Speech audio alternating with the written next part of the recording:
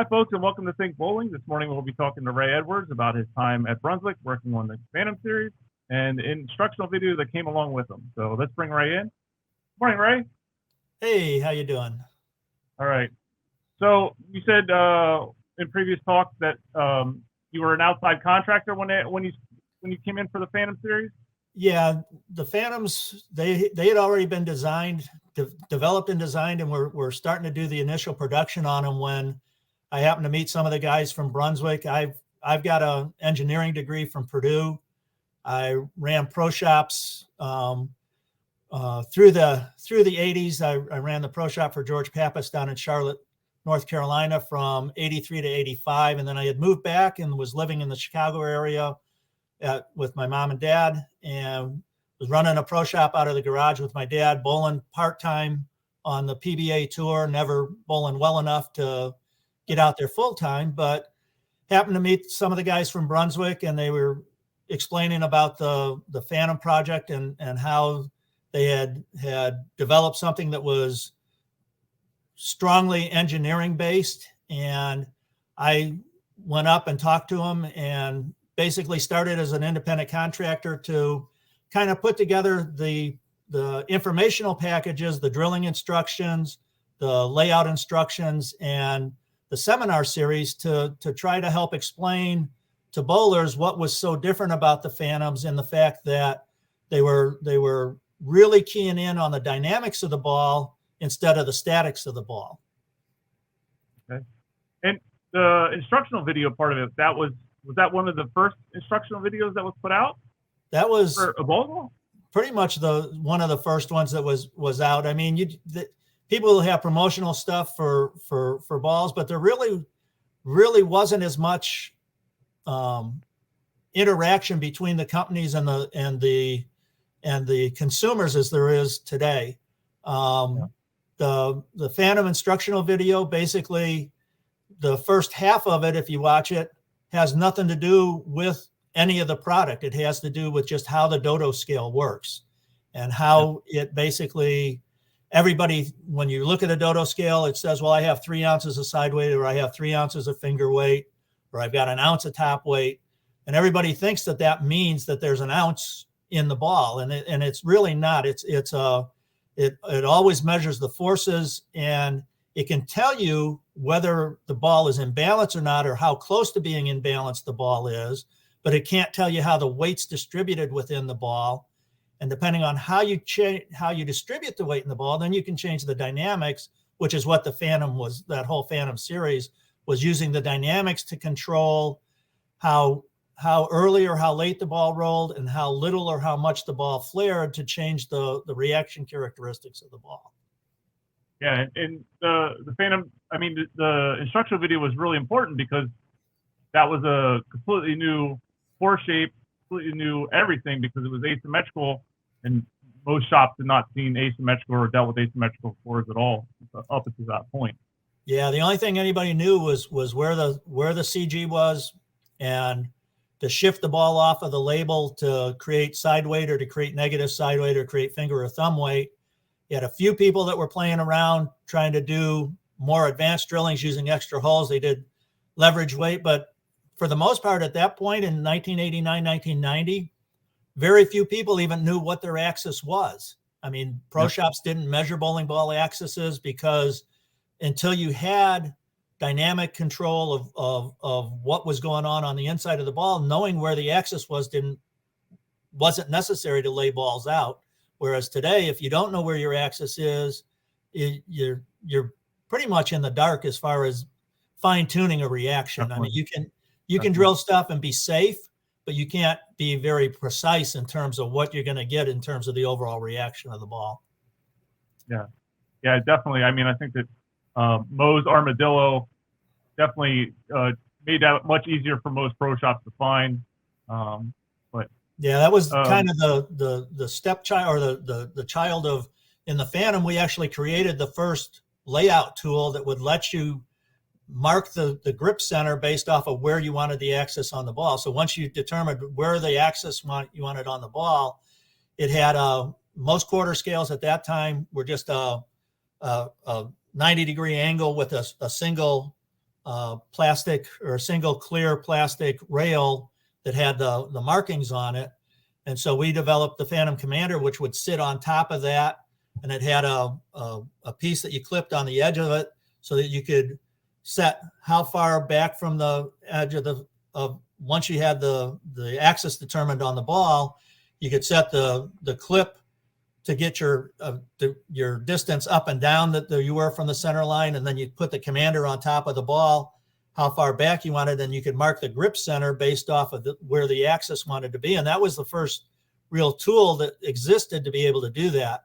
The Armadillo lets you do that in a different way, in a little easier way. But then you've also got like the turbo quarter scales now that have the arc on it up in the top that have all the degrees marked and everything that makes life a lot easier than it was in 89 and 90.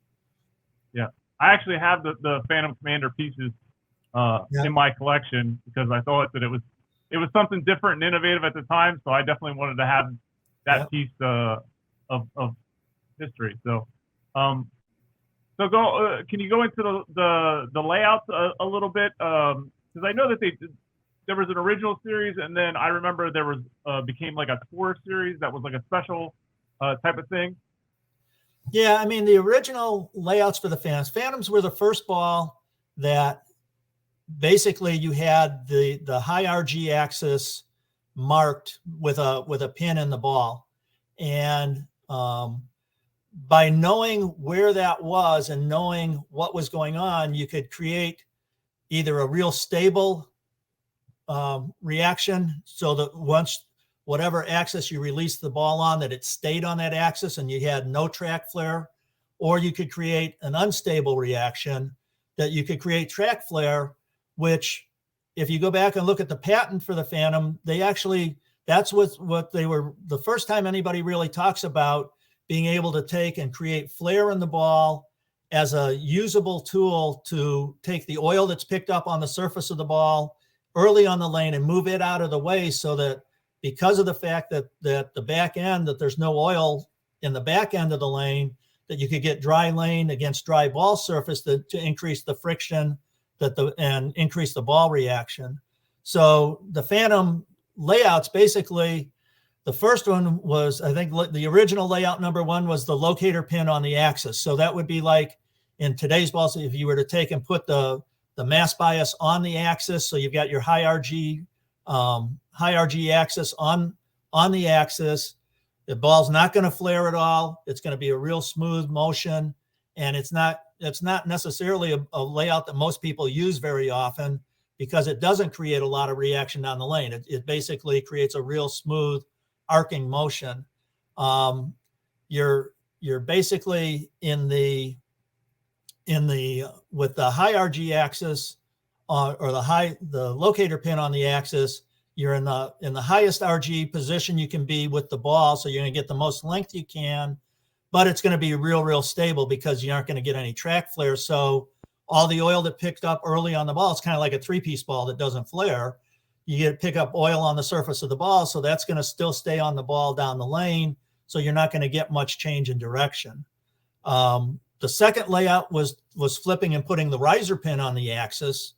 So now you have your low RG axis or lowest RG situation you can create in the ball, and you're also real stable, so you're not going to get much track flare. So layout number two on the Phantom video would have created the earliest rolling, smoothest reaction of anything you could create with that core geometry. Then you started getting into the layout three, was basically leaving the riser pin in the grip center and taking the ring that was in the Phantom and creating a 45-degree twist. And so that got you into a place where once the ball came off your hand on the axis, it was an unstable axis. And as it went down the lane, the track would start to flare in a predictable way in order to move that out of the way, move the oil that was on the surface out of the way. So from the overall RG of the ball, you're in the middle point, so it's going to roll a little bit sooner. But with the twist in there, then that created the track flare, which then got you dry ball surface against dry lane surface, which got you a lot more reaction in the back end. The fourth layout on the video was the 45-degree tip, where you took the riser pin and you basically took the ring of the ball and you tipped it over, and that also created an unstable reaction. And the difference between the twist and the tip kind of is the difference between what you see in terms of somewhat between what you see in asymmetric stuff now, where most of what you do is you set up your distance, your pin to axis to create your overall reaction, and then you create how much you twist it around that. So you're doing kind of what number 3 was, but in a lot more sophisticated way than we did at that point. The other issue was that basically all of the Phantoms and all of the at that point they were all pin in. So depending on where your track was, it would be like trying to drill something today with the pin in the center of your grip, that if you've got a higher track and you start to create that flare, you're going to flare it up over the finger holes. So there were some of the layouts that we didn't recommend for higher track players, but it was one of the issues that even though it was a really groundbreaking ball at the time, there were a lot of things we could have improved upon and have improved upon over the last 30 years to create the bowling balls we have today versus that first foray into asymmetry. That was, it was a revolutionary step at the time. And when we were doing the seminars and trying to explain to people why you had to know where the axis was, what was going on the inside of the ball, the fact that you'd come back and it looked like a ball of yarn and you had all these rings on the ball. We had people look at us like we had 3 heads. Nobody thought that made much sense at the time. Okay. And that at the time, ABC, now USBC, those balls set the standard for high and low differential, correct? Well, at the time those were introduced, there were no RG rules.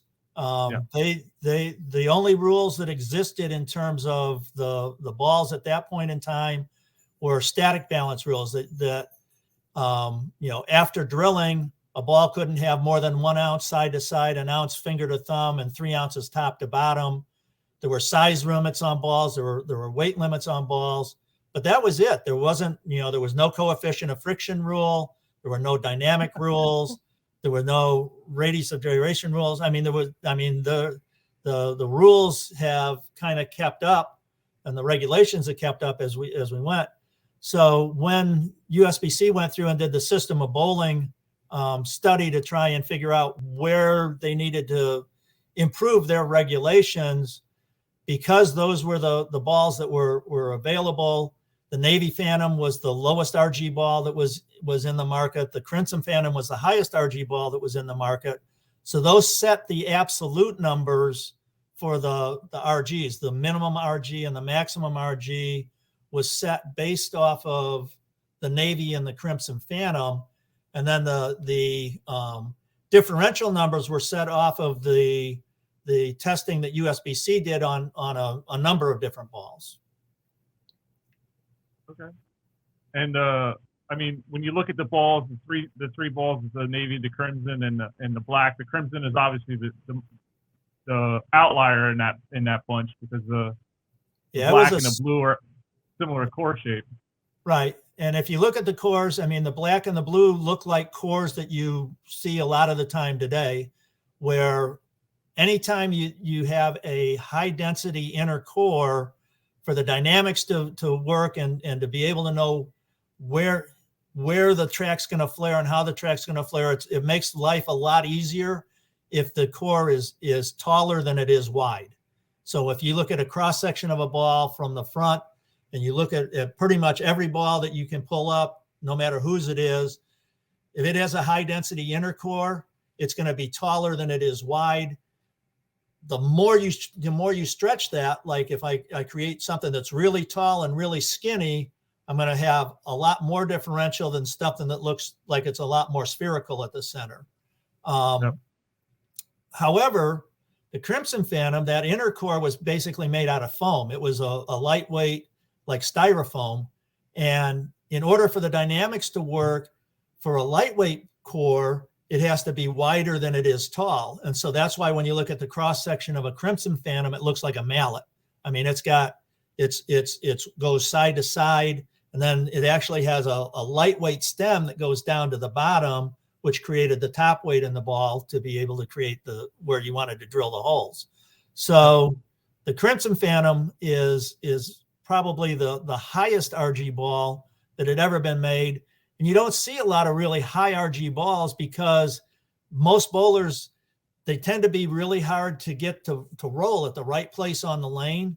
And they tend to be a lot smoother in terms of change in direction because of the fact that as the friction of the lane tries to change the relationship or tries to move the axis, because you're at a really high RG situation, it takes more time for that to flare than it does for a low RG ball. So, I mean, looking back at it, there probably aren't that many high RG asymmetrical balls like that, correct? Yeah, there aren't any that I know of right now, mainly because it wasn't one that was a real popular way to create ball motion. Okay. You know, as bowling balls have developed over time, the stuff that's medium to ultra low RG type stuff, the stuff that's at the bottom of the RG range, is the things that bowlers tend to like the motion of, because they can create the motion and they can create the rate that the axis moves at and the track flares at. They can create that and make it give them a trajectory and a shape that gives them the angle they like to see going into the pins. Do you happen to remember what the intermediate diff was on those balls? I don't. Okay. They weren't very high at the time. Okay. Yeah, because I just wondered versus today's cores where they fit, you know? Yeah, the intermediates, most of the early asymmetric stuff didn't have really big intermediates. They tended to be smaller intermediates and tended to be just a little more controllable than some of the stuff now. Yeah. Okay. What else? I just wanted to ask you something I just forgot. Sorry about that. Yeah. I mean, the biggest thing that took people a while to understand with when the Phantoms came out, and then they were out for a while, and then basically they were about the only asymmetric ball, and then there weren't very many other asymmetric balls for about 5 or 6 years, and then people started coming back out with them again. The biggest thing that people didn't understand was what was going on when the track flared.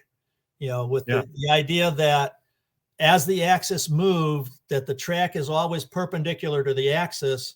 And so if the axis moved in the ball, that track followed with it, and it created, I mean, a lot of people thought that the ball was wobbling. And, you know, they're like, oh, the ball wobbles down the lane. It's like, well, no, you can't. A bowling ball can never wobble. If you think about it, a tire can wobble, because a tire, you know, it sits upright. It's got an axis through it, and you can actually tip a tire, and you can tip it over and you can tip it this way. When you've got a sphere, you can't tip a sphere. A sphere, the one thing that most people don't realize is, I mean, the geometric center of a sphere is always over the point of contact. So if I take a tire and it's got a geometric center here, I can tip it and get the geometric center either left of the point of contact or right of the point of contact. But I can't with a sphere. With a sphere, as soon as you start to try to tip it, it rolls and it moves out of the way, so that geometric center is always over the point of contact. So that what's going on as it flares is it's just that axis is moving. And if bowling alleys if the lanes were oiled from the gutter to the head pin and there was constant friction all the way down the lane, it wouldn't make any difference whether the ball flared it or it didn't flare, because you'd have the same amount of friction between the surface of the ball and the surface of the lane all the way from the foul line to the head pin. But because the lanes are only oiled a certain distance, whether it's 25, 35, 40 feet, because you've got dry lane in the back, if I can take and make the ball flare, and so that the oil that's picked up on the surface of the ball early is moved out of the way, so that when the ball gets to the back end, I've got dry ball surface against dry lane surface, that's when I can increase the friction and I can make the ball transition and change direction stronger by utilizing the dynamics of the ball and the layout. I also we talked about this a little bit before. In Brunswick's R&D department, there is one of the original Phantom black navy core shapes, and then one of the Crimson Phantom core shapes. And you said that they were a silicone mold. Those were some of the first molds that were made. They were actually a silicone, or a kind of like if you see like the special effects type molds where they make masks for people's faces and stuff. They were actually a soft silicone. And one of the production issues that we had to work through early was that we'd start making cores, and the first run turn around, the cores would come out fine. They'd be exactly the right shape. You'd make a ball and everything would be exactly right. But as they went, all of a sudden you'd start to get cores that weren't exactly the right shape. And what would happen is that as that core mix comes in as a liquid and it cures, it gives off a lot of heat. And so the silicone would start to soften up, and all of a sudden, instead of being rigid and holding exactly the shape you want, you'd start to get one side of the core where it was down, the gravity was down. You'd start to get one sort of the side of the core that was distorted from the other side. And so once they figured that out, then we just had to add more molds and maintain the temperature of the molds as they were going around.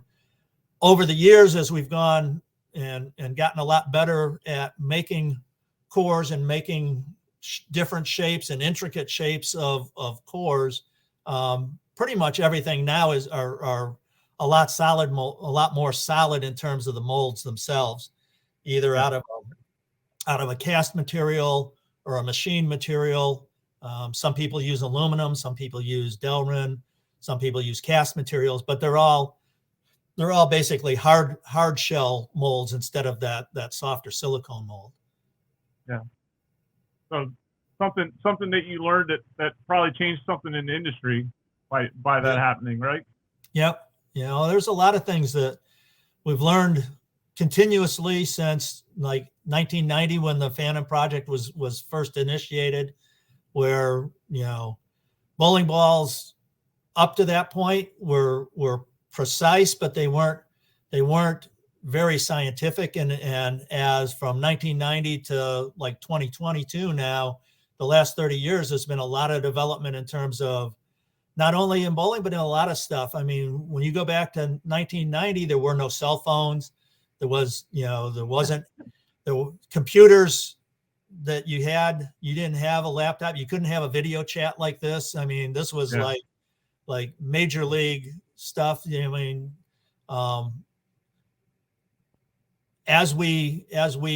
as the technology increased and we could get to where we had started out with AutoCAD, mechanical desktop, then we got into SolidWorks, like SolidWorks 2000, SolidWorks 2001, to where you could start to actually design the ball and look at what the numbers were and then correlate what those numbers did relative to how the ball rolled on the lane, and started to really understand better how to design a ball to create a very precise and accurate system to get the ball motion that you wanted to have.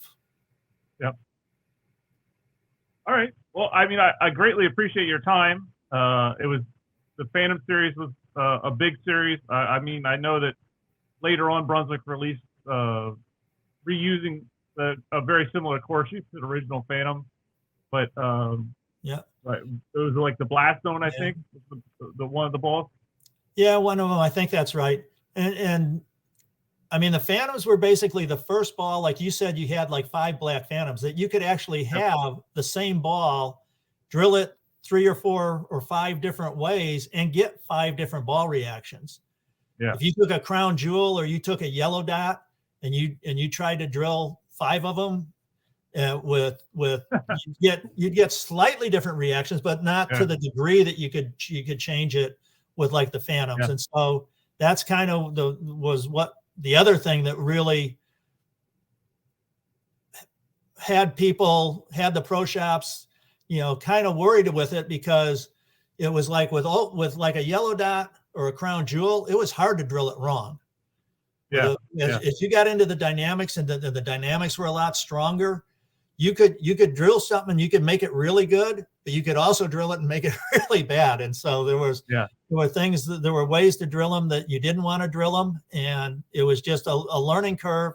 And over the years, pro shops, manufacturers, pro shops, and everybody has learned a lot more in terms of what goes on and what makes a bowling ball react the way it does on the lane.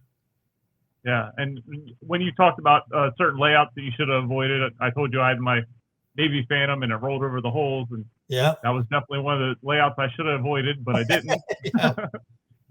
So, but I greatly appreciate your time. Thank you for coming on and explaining some of the history of the Phantom. I know it's a long time ago for most people that they have no understanding of how significant a piece the Phantom series was, but it was definitely a game changer in the industry and set a lot of standards for the way bowling balls are today.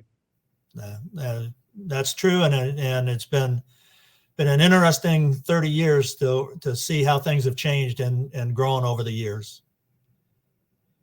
Thank you very much for your time today.